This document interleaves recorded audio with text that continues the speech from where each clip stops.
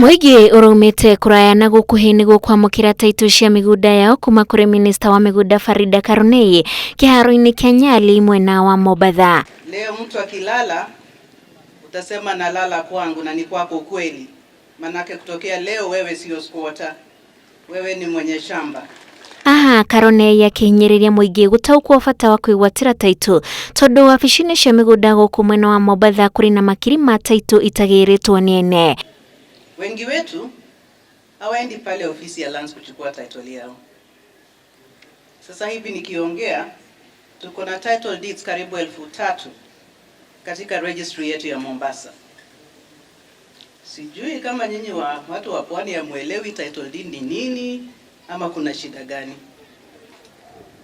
Title deed ni pesa. Ihinda-ini riri onao aria maregwatira migunda ya muigi na kuonjorithia biashara ciao kiumbe makirutirwo mukana.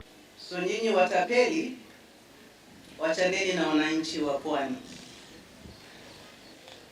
Tunataka wananchi wa pwani watumie mali ya umma kufaidi umma. Thukuru cia muigi na makanitha iratuika nicio cierekeirio maitho ni andu aria metemagira migunda ya muigi. So for those positioning themselves to take advantage of public assets, be warned. Those public assets are for the public, not for individuals.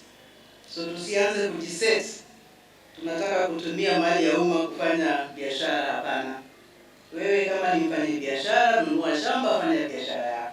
Niguo kwetana na njama ici muigi onaguo kihinyiririo kuu Uhoro amu Mombasa ni kumwe gwa kuria kuratuika migunda mingi ya muigi ni egwateirwo ni andu kiumbe aria maraheirwo taito magithingatwo kwaga gutengera kwendia migunda yao. Handu-ini ha Uhoro TV njitagwo Wabici-ini wa Kimani.